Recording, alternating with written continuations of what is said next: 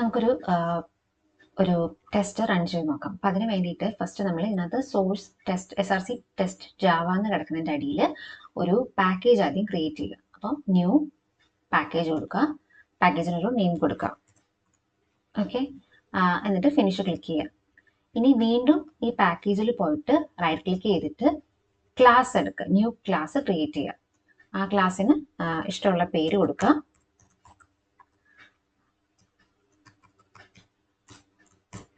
Okay, ഇനി ഈ public static void main tick ചെയ്യുക, ഫിനിഷ് കൊടുക്കുക.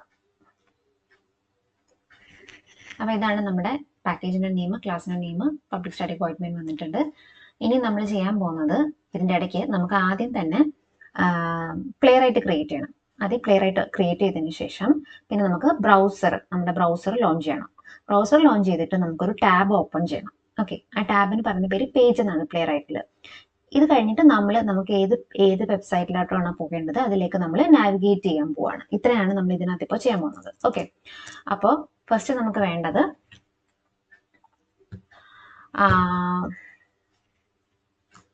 പ്ലേ റൈറ്റ് ക്രിയേറ്റ് ചെയ്യുമ്പോൾ, അപ്പോൾ playwright equals playwright dot കൊടുക്കുമ്പോൾ തന്നെ ബാക്കി എന്താ ഓപ്ഷൻസ് ഒക്കെ വരും. അപ്പോൾ പ്ലേറൈറ്റ് ഡോട്ട് ക്രിയേറ്റ് ഫംഗ്ഷൻ ആണ് നമുക്ക് കൊടുക്കേണ്ടത്. ക്ലിക്ക് ചെയ്യാം. അടുത്തത് ബ്രൗസർ ഈക്വൽസ് playwright ഡോട്ട്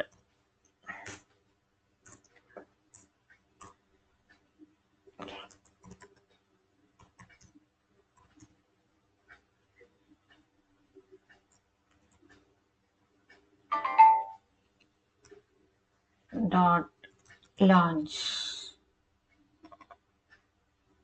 നമുക്ക് രണ്ട് രീതിയിൽ ലോഞ്ച് ചെയ്യാൻ പറ്റും. അതായത് ഒന്ന് ഹെഡ്ലെസ് മോഡിലും ചെയ്യാൻ പറ്റും, ഹെഡഡ് മോഡിലും ചെയ്യാൻ പറ്റും. അപ്പം നമുക്ക് ഗ്രാഫിക്കൽ യൂസർ ഇന്റർഫേസ് കാണണ്ടെന്നുണ്ടെങ്കിൽ നമുക്ക് ഹെഡ്ലെസ് മോഡിൽ തന്നെ പോവാം. അപ്പം ജസ്റ്റ് ഇത്രയും മാത്രം കൊടുത്തു കഴിഞ്ഞാൽ നമ്മൾ ഇത് റൺ ആവുന്നത് കാണത്തില്ല. ഇത് ബാക്ക്ഗ്രൗണ്ടിൽ റൺ ആകും. പക്ഷെ നമുക്കിപ്പം പഠിക്കാനായതുകൊണ്ട് നമ്മളിത് എങ്ങനെ ലോഞ്ച് ചെയ്യണം, അതായത് ഹെഡഡ് മോഡിൽ ലോഞ്ച് ചെയ്യാനായിട്ട് നമ്മൾ പറയണം. അപ്പം അതിന് വേണ്ടിയിട്ട് ന്യൂ ലോഞ്ച്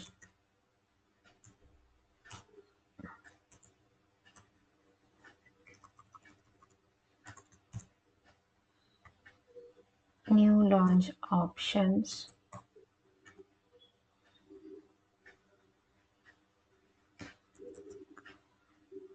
dot set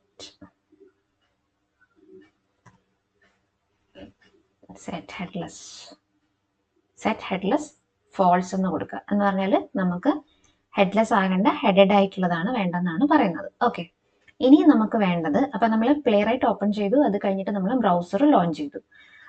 ഇനി നമുക്ക് വേണ്ടത് ഒരു ടാബ് ഓപ്പൺ ചെയ്യണം. അപ്പം അതിന് വേണ്ടിയിട്ട് page equals browser dot new page കൊടുക്കുന്നു. അപ്പം നമുക്ക് പുതിയൊരു ടാബും ഓപ്പൺ ആയി കിട്ടും. ഇനി നമുക്ക് ആ പേജ് ഒബ്ജക്റ്റ് ഉപയോഗിച്ചിട്ട് നമുക്ക് നാവിഗേറ്റ് ചെയ്യണം. ഓക്കെ, നമുക്ക് വേണ്ട സൈറ്റിലേക്ക് നമ്മൾ നാവിഗേറ്റ് ചെയ്യാൻ പോവാണ്. അപ്പോൾ ഇനി ഇവിടെ നമ്മൾ സൈറ്റ് അഡ്രസ്സ് കൊടുക്കണം.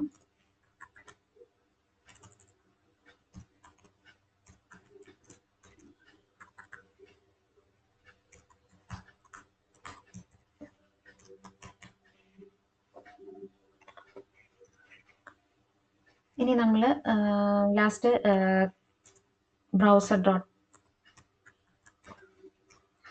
ക്ലോസ് ഫംഗ്ഷനും കൂടെ കൊടുക്കണം. ഇനിയിപ്പോൾ ഇതിനകത്ത് നമുക്ക് ഇമ്പോർട്ട് ചെയ്യാനായിട്ട് നമുക്കിവിടെ ക്ലിക്ക് ചെയ്ത് കഴിഞ്ഞാൽ ഇമ്പോർട്ട്സ് എന്താ വേണ്ടെന്നുള്ളത് വരും. ഇനി അങ്ങനെ അല്ലെന്നുണ്ടെങ്കിൽ നമുക്ക് ഓട്ടോമാറ്റിക്കലി Ctrl+Shift+O കൊടുത്തു കഴിഞ്ഞാൽ ഇമ്പോർട്ട്സ് ഇവിടെ വരും.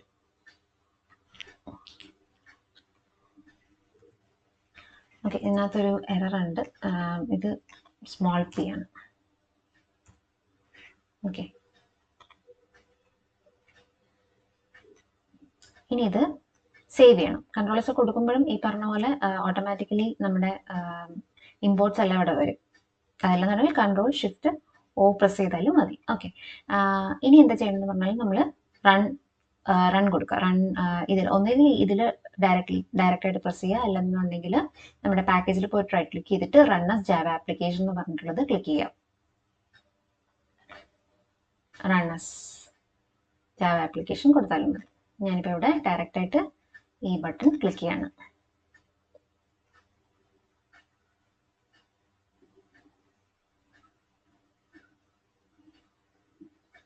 ഇത് ഫസ്റ്റ് ടൈം റൺ ചെയ്യുമ്പോഴത്തേക്കിനും നമ്മുടെ ക്രോമിയം, ഫയർഫോക്സ്, അതുപോലെ വെബ് കിറ്റ് ഒക്കെ ഇതിനകത്ത് ഇൻസ്റ്റാൾ ആവും. അപ്പോൾ അത് കാരണം കൂടുതൽ ടൈം എടുക്കും. അത് കുഴപ്പമില്ല. അത് കഴിഞ്ഞിട്ട് സെക്കൻഡ് ടൈം തൊട്ട് ഇത് നമുക്ക് ഇതുപോലെ വേഗത്തിൽ കിട്ടും. ഫസ്റ്റ് ടൈം ഇവിടെ എഴുതി വരും അത് റൺ ആയിക്കൊണ്ടിരിക്കുന്നത്, അത് ഇൻസ്റ്റാൾ ആയിക്കൊണ്ടിരിക്കുന്നത്. അടുത്ത സെക്കൻഡ് ടൈം തൊട്ട് നമുക്കിപ്പോൾ കണ്ട അതേ സ്പീഡിൽ തന്നെ പ്രോഗ്രാം ടെസ്റ്റ് റൺ ആവും.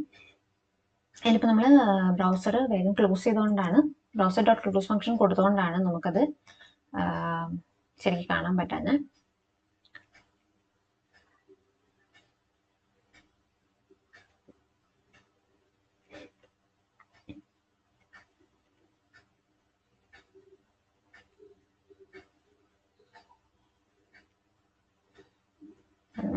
നമ്മൾ കൊടുത്ത സൈറ്റിലേക്ക് അത് നാവിഗേറ്റ് ആയി. ഓക്കെ, എത്ര ഉള്ളൂ.